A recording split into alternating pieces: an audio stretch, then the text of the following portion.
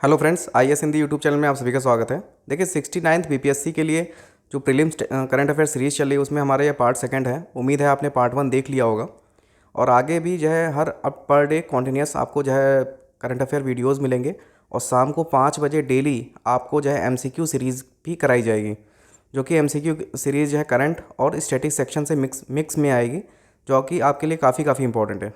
तो प्लीज़ उसे ज़रूर देखिए, दोनों वीडियोज़ देखिए और MCQ ज़रूर सॉल्व करिए।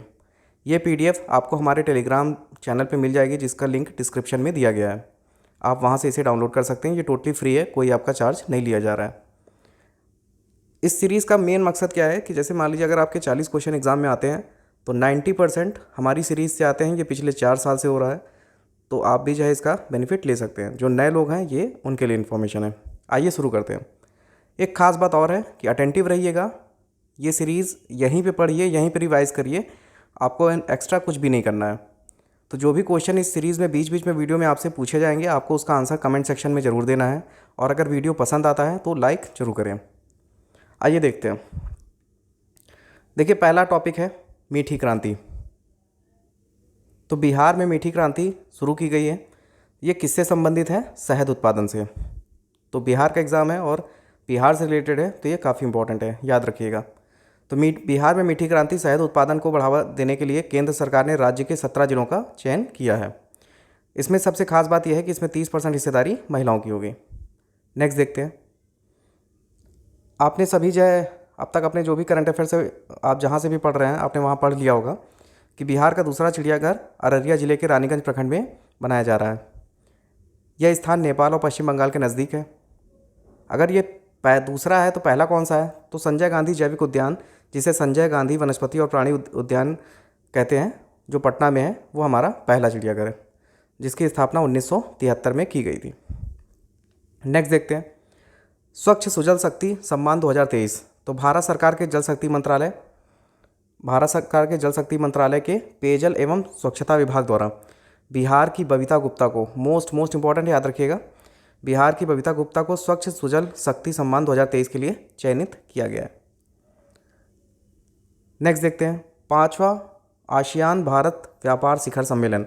सबसे इंपॉर्टेंट है, ये कहाँ पे हुआ है और इसकी थीम क्या है? तो आसियान भारत सहयोग के माध्यम से व्यापार संबंधों, कनेक्टिविटी और आपूर्ति श्रृंखला को बढ़ावा देने के लिए 5वां आसियान भारत शिखर सम्मेलन 6 मार्च 2023 को कुआलालंपुर में आयोजित किया गया है। काफ़ी इंपॉर्टेंट है, याद रखिएगा। नेक्स्ट देखते हैं। विश्व का सबसे लंबा रेलवे प्लेटफॉर्म। अभी तक क्या था कि यूपी का जो गोरखपुर का जो रेलवे स्टेशन है उसका प्लेटफॉर्म सबसे लंबा था विश्व का, लेकिन अब ये जो है फिर से जो है चेंज हुआ है डेटा में। तो अब 12 मार्च 2023 को कर्नाटक के धारवाड़ जिले में विश्व के सबसे लंबे रेलवे प्लेटफॉर्म का उद्घाटन किया गया है। यह विश्व का सबसे लंबा रेलवे प्लेटफॉर्म होगा, जो श्री सिद्धारूढ़ स्वामी जी हुबली स्टेशन पर बनाया गया है। हुबली में सिद्धारूढ़ स्वामी जी रेलवे स्टेशन पर बना प्लेटफॉर्म 1507 मीटर लंबा है। तो आपको ये याद रखना है कि कहाँ का रेलवे प्लेटफॉर्म सबसे लंबा हुआ है। तो ये विश्व का बना है, इसलिए काफ़ी इंपॉर्टेंट है। और इससे पहले जो गोरखपुर का था उसकी लंबाई कितनी थी? 1366। इसकी कितनी है? 1507 मीटर। नेक्स्ट देखते हैं एग्री यूनिफेस्ट। ये क्या है? तो कृषि मंत्री नरेंद्र सिंह तोमर ने बेंगलुरु में 15 मार्च 2023 को 5 दिवसीय सांस्कृतिक कार्यक्रम एग्री यूनियन फेस्ट का शुभारंभ किया। यह कार्यक्रम कृषि विश्वविद्यालय द्वारा भारतीय कृषि अनुसंधान परिषद ICAR के सहयोग से आयोजित किया गया। कहाँ पे किया गया? ये काफ़ी इंपॉर्टेंट है, बेंगलुरु में। क्या नाम है? एग्री यूनिफेस्ट। नेक्स्ट देखते हैं। एशिया का सबसे बड़ा liquid mirror telescope. Most important है, बहुत से एग्जामों में पूछा जा चुका है अभी, तो याद रखिएगा। एशिया का सबसे बड़ा 4 मीटर का इंटरनेशनल लिक्विड मिरर टेलीस्कोप 21 मार्च को उत्तराखंड में उद्घाटन किया गया। मोस्ट इंपॉर्टेंट है, याद रखिएगा इसे। यह टेलीस्कोप नैनीताल जिले में देवस्थल स्थित वेधशाला परिसर में 2450 मीटर की ऊंचाई पर स्थित है। आपके लिए उत्तराखंड काफ़ी इंपॉर्टेंट है, याद रखिएगा। नेक्स्ट देखते हैं। One world TB summit. One world TB tuberculosis. प्रधानमंत्री नरेंद्र मोदी ने 24 मार्च 2023 को वाराणसी में वर्ल्ड टीबी समिट को संबोधित किया। 30 से अधिक देशों के अंतर्राष्ट्रीय प्रतिनिधियों ने इस सम्मेलन में भाग लिया। पहले ये इंपॉर्टेंट है, ये कहाँ पे हुआ है? वाराणसी में, काफ़ी इंपॉर्टेंट है। नेक्स्ट देखते हैं, इसमें कुछ और डेटा दिया गया है। केंद्र सरकार देश के प्रत्येक ग्राम पंचायत को 2025 तक इस बीमारी से पूरी तरह छुटकारा, तो भारत में क्या है 2025 तक प्रत्येक ग्राम पंचायत तक को 2025 तक जो है फ्री करना है टीबी से। टीबी जो बीमारी है इससे फ्री करना है। अगर हम वर्ल्ड लेवल पे देखें तो वर्ल्ड लेवल पे इसको ख़त्म करने का क्या जो है टारगेट है 2030 तक। नेक्स्ट देखते हैं, योग महोत्सव काफ़ी इंपॉर्टेंट है। योग को बढ़ावा देने के लिए नई दिल्ली में, पहले कहाँ हुआ है ये इंपॉर्टेंट है, नई दिल्ली में 13 से 15 मार्च तक 3 दिवसीय योग महोत्सव हुआ है। ये 9वां संस्करण है। अंतर्राष्ट्रीय योग दिवस वैश्विक जनसंपर्क के साथ ग्राम पंचायत ग्राम सभाओं की सक्रिय भागीदारी के माध्यम से लोगों को भारत के प्रत्येक गांव तक ले जाने पर ध्यान केंद्रित करेगा। इसका यही मकसद है। नेक्स्ट देखते हैं मीराबाई चानू, इनका नाम क्यों आया है? तो भारतीय भारोत्तोलक BBC Indian sports women of the year, BBC Indian sports women of the year award जीता है और ये लगातार 2 बार जीतने वाली पहली एथलीट बन गई है। ठीक है, कौन सा अवार्ड जीता है? BBC Indian sports women of the year. Next देखते हैं सुरेखा यादव, इनका नाम क्यों आया है? Surekha Yadav semi high speed Vande Bharat express train का संचालन करने वाली पहली महिला बन गई हैं। तो वंदे भारत एक्सप्रेस जो सेमी हाई स्पीड ट्रेन है इसका संचालन करने वाली पहली महिला बन गई हैं। इन्होंने 13 मार्च 2023 को सोलापुर स्टेशन और मुंबई के छत्रपति शिवाजी महाराज टर्मिनल के बीच ट्रेन का संचालन किया है। तो क्या नाम है इनका? सुरेखा यादव। याद रखिएगा, वंदे भारत ट्रेन इन्होंने चलाया है। नेक्स्ट देखिएगा अंतर्राष्ट्रीय वन दिवस। अंतर्राष्ट्रीय वन दिवस प्रतिवर्ष 21 मार्च को मनाया जाता है। कब मनाया जाता है वो इंपॉर्टेंट है, उसकी थीम क्या है वो काफ़ी इंपॉर्टेंट होती है। अंतर्राष्ट्रीय वन दिवस प्रतिवर्ष 21 मार्च को मनाया जाता है और इसकी थीम है इस बार की वन एवं स्वास्थ्य, फॉरेस्ट एंड हेल्थ। नेक्स्ट देखते हैं सरस्वती सम्मान, काफ़ी इंपॉर्टेंट है। तमिल लेखक शिवशंकरी हैं को उनके 2019 के संस्मरण सूर्यवामसम के लिए प्रदान किया गया है। इसकी शुरुआत किसके द्वारा और कब की गई है? तो 1991 से के बिरला फाउंडेशन द्वारा पहला सरस्वती सम्मान दिया गया था, शुरू किया गया था और पहला मिला किसे है? हरिवंश राय बच्चन जी को।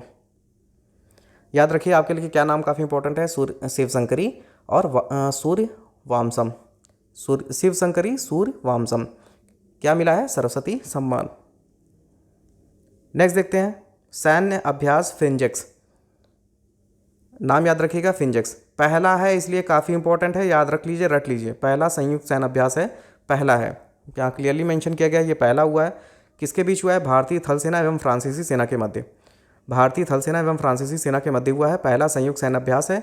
कहाँ पे आयोजन हुआ है? केरल के तिरुवनंतपुरम में। किसके बीच हुआ है ये आपसे पूछा जाएगा, तो याद रखिएगा भारत की थल सेना एवं फ्रांस के बीच। नेक्स्ट देखिएगा अंतर्राष्ट्रीय महिला दिवस, काफ़ी इंपॉर्टेंट है। क्यों? क्योंकि बिहार में हुआ है। बिहार के पटना के विद्यापति भवन में अंतर्राष्ट्रीय महिला दिवस 2023 मनाया गया है और ये प्रतिवर्ष 8 मार्च को मनाया जाता है। थीम क्या है इस वर्ष की महिला दिवस की, अंतर्राष्ट्रीय महिला दिवस की? Innovation and technology for gender equality. Innovation and technology for gender equality. Next देखते हैं कोलंबिया, क्यों चर्चा में आया है? काफ़ी इंपॉर्टेंट है, रट लीजिए, बहुत से एग्जामों में पूछा गया है। 25 वर्षों में पहली बार महिलाओं को सेना में शामिल करने की अनुमति दी गई है, लेटेस्ट है इसलिए काफ़ी इंपॉर्टेंट है कोलंबिया। नेक्स्ट है रामचंद्र पौडेल, ये क्या है? 9 मार्च 2023 को नेपाली कांग्रेस के नेता रामचंद्र पौडेल को नेपाल के नए राष्ट्रपति के रूप में चुना गया है, तो नेपाल के नए राष्ट्रपति बने। नेक्स्ट देखते हैं महिलाओं के लिए विश्व का सबसे दमनकारी देश, अभी हाल ही में चर्चा में आया है, न्यूज़ आई है। तो संयुक्त राष्ट्र ने 8 मार्च 2023 को अंतर्राष्ट्रीय महिला दिवस के अवसर पर अफगानिस्तान को संयुक्त राष्ट्र ने घोषित किया है, तो इसलिए काफ़ी इंपॉर्टेंट हो गया। संयुक्त राष्ट्र ने 8 मार्च 2023 को अंतर्राष्ट्रीय महिला दिवस के अवसर पर अफगानिस्तान को महिलाओं के लिए विश्व का सबसे दमनकारी देश बताया है। विश्व का सबसे दमनकारी देश कौन बताया गया है? अफगानिस्तान। नेक्स्ट देखते हैं नू संतारा, मोस्ट इंपॉर्टेंट है, बहुत इंपॉर्टेंट है ये। अब नू संतारा न्यूज़ में क्यों है? इंडोनेशिया भीड़भाड़, समुद्री जल में डूबने और भूकंप के खतरे जैसे पर्यावरणीय मुद्दों पर अपनी राजधानी जकार्ता से नूसंतारा स्थानांतरित करने जा रहा है। तो जकार्ता से संतारा में अपनी राजधानी को स्थानांतरित कर रहा है। कौन कर रहा है? इंडोनेशिया। इंडोनेशिया के बारे में एक और फैक्ट है कि विश्व का चौथा सबसे अधिक आबादी और विश्व में सबसे बड़ी मुस्लिम आबादी वाला देश है। विश्व का चौथा सबसे अधिक आबादी भी है और विश्व में सबसे बड़ी मुस्लिम आबादी वाला देश भी है। नेक्स्ट देखते हैं शेख मोहम्मद। इनका नाम क्यों आया है? ये कतर के नए प्रधानमंत्री नियुक्त किए गए हैं। कहाँ के बने हैं? कतर के। नेक्स्ट देखते हैं माउंट मेरापी। माउंट मेरापी क्यों चर्चा में आया है? माउंट मेरापी एक सक्रिय ज्वालामुखी है जो कहाँ का है? इंडोनेशिया का। अभी इंडोनेशिया में एक और न्यूज़ थी कि उन्होंने अपनी राजधानी परिवर्तित की है। तो इंडोनेशिया के सक्रिय ज्वालामुखी माउंट मेरापी में 12 मार्च 2023 को विस्फोट हुआ है। माउंट मेरापी एक सक्रिय ज्वालामुखी है जो इंडोनेशिया के मध्य जावा और योग्यकार्ता प्रांतों के बीच सीमा पर स्थित है। याद रखिएगा, माउंट मेरापी पूछा जाएगा कहाँ का है तो इंडोनेशिया का। दे दिएगा आपको ज्वालामुखी, आपको बताना पड़ेगा। नेक्स्ट है चक्रवात फ्रेडी। 11 मार्च 2023 को प्रभावित देश मालवी, मोजाम्बिक और मेडागास्कर हैं। अब तक का सबसे लंबा दर्ज किया गया उष्ण कटिबंधीय चक्रवात है। क्या नाम है इसका? चक्रवात फ्रेडी। ये फ्रेडी देखिए, हर एक चक्रवात को किसी देश द्वारा नाम दिया जाता है। इसमें इसको चक्रवात फ्रेडी को किसने नाम दिया है? ऑस्ट्रेलियाई मौसम विभाग ब्यूरो द्वारा इसका नाम फ्रेडी दिया गया है। तो याद रखिएगा, सबसे लंबा उष्णकटिबंधीय चक्रवात है और किसके द्वारा नाम दिया गया है? ऑस्ट्रेलिया के द्वारा। वर्धा वन्यजीव अभयारण्य, अब ये क्यों चर्चा में आया है? इसकी अवस्थिति देख लेते हैं। गुजरात के पोरबंदर जिले में है। स्थापना 1979 में हुई है। चर्चा में क्यों है? वर्धा वन्यजीव अभयारण्य को गिर राष्ट्रीय उद्यान के वयस्क एशियाई शेरों को स्थानांतरित करने के लिए उपयुक्त स्थान के रूप में पहचाना गया। जो वयस्क एशियाई शेर थे गिर राष्ट्रीय उद्यान में, वहाँ से वर्धा में ट्रांसफ़र किया गया। ट्रांसफ़र करने के लिए उपयुक्त स्थान बताया गया, इसीलिए वर्धा वन्यजीव अभयारण्य चुना गया। इसकी अवस्थिति कहाँ है? गुजरात के पोरबंदर में। तो याद रखिएगा, आपसे पूछा जाएगा वर्धा वन्यजीव अभयारण्य कहाँ है, मैचिंग में पूछ लेगा या कैसे भी पूछ लेगा, तो आपको एलिमिनेशन के लिए पता होना चाहिए।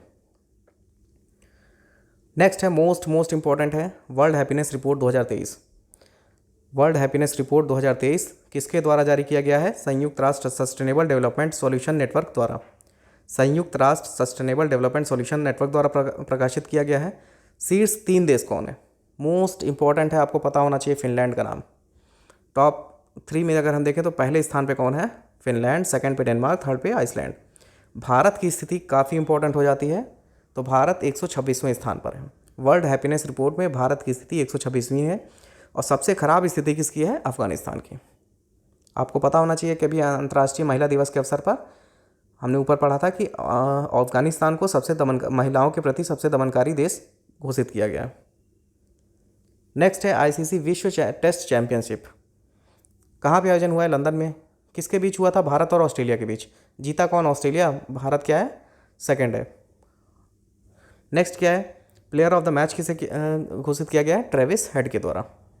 एक और इम्पॉर्टेंट फैक्ट है इससे रिलेटेड कि अब तक ऑस्ट्रेलिया ऐसी कंट्री बन गई है जिसने सभी आईसीसी खिताब जीत लिए हैं, चाहे वो T20 हो,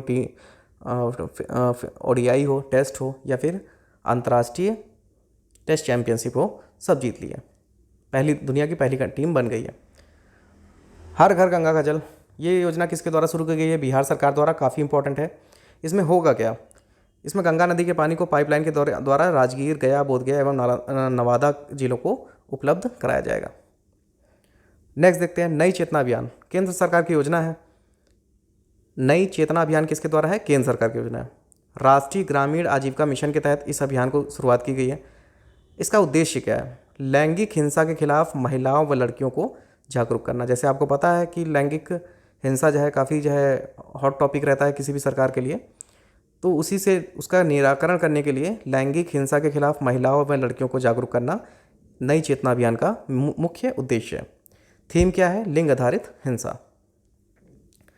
नेक्स्ट देखते हैं 108वां भारतीय विज्ञान कांग्रेस। आयोजन कहाँ पे हुआ है? कब हुआ है? जनवरी 2023 में। मोस्ट इंपॉर्टेंट है। 108वां भारतीय विज्ञान कांग्रेस आयोजन कहाँ हुआ है? जनवरी 2023 में। कहाँ पे हुआ है? तुक डोजी महाराज नागपुर विश्वविद्यालय महाराष्ट्र में। नागपुर विश्वविद्यालय महाराष्ट्र में इसका आयोजन किया गया है जनवरी 2023 में। थीम क्या है? महिला सशक्तिकरण के साथ सतत विकास के लिए विज्ञान और प्रौद्योगिकी। महिला सशक्तिकरण के साथ सतत विकास के लिए विज्ञान और प्रौद्योगिकी। तो याद रखिएगा, काफ़ी इंपॉर्टेंट है। तो ये हमारा डिस्कशन हो गया पार्ट 2 का। नेक्स्ट भी वीडियो और इसमें जो भी आपने पढ़ा है उससे रिलेटेड हम कुछ क्वेश्चन आपसे पूछना चाहेंगे, जिसके आंसर हम आपसे उम्मीद करेंगे कि आप कमेंट सेक्शन में मेंशन करेंगे। इससे ये फ़ायदा होगा कि आपका भी रिवाइज हो जाएगा और हमें लगेगा कि आपकी तैयारी हो गई है। आइए पूछते हैं। पार्ट 2 में पहला क्वेश्चन आपसे ये है कि आपको ये बताना है कि बिहार का दूसरा चिड़ियाघर कहाँ पे खोला जा रहा है। बिहार का दूसरा चिड़ियाघर बिहार के किस ज़िले में खोला जा रहा है। नेक्स्ट है 5वां आसियान भारत व्यापार शिखर सम्मेलन कहाँ आयोजित हुआ है। 5वां आसियान भारत व्यापार शिखर सम्मेलन कहाँ आयोजित हुआ है। तीसरा है एशिया का सबसे बड़ा लिक्विड मिरर टेलीस्कोप कहाँ पर इंस्टॉल किया जा रहा है। एशिया का सबसे बड़ा लिक्विड मिरर टेलीस्कोप का उद्घाटन कहाँ किया गया। नेक्स्ट है one world TB summit. One world TB summit कहाँ पे आयोजित किया गया है। वन वर्ल्ड टीबी समिट कहाँ पे आयोजित किया गया है। और semi high speed Vande Bharat express train का संचालन किसके द्वारा किया गया है। Semi high speed Vande Bharat express train का संचालन किसके द्वारा किया गया। और लास्ट है अंतर्राष्ट्रीय वन दिवस की इस वर्ष की थीम क्या है। अंतर्राष्ट्रीय वन दिवस की इस वर्ष की थीम क्या है। ये जो PDF है ये आपको हमारे टेलीग्राम ग्रुप में मिल जाएगी, जिसका लिंक नीचे डिस्क्रिप्शन में दिया गया है। और एक चीज़ और है कि इससे संबंधित जो भी MCQ बन रहे हैं उसका भी हम आपका टेस्ट लेंगे।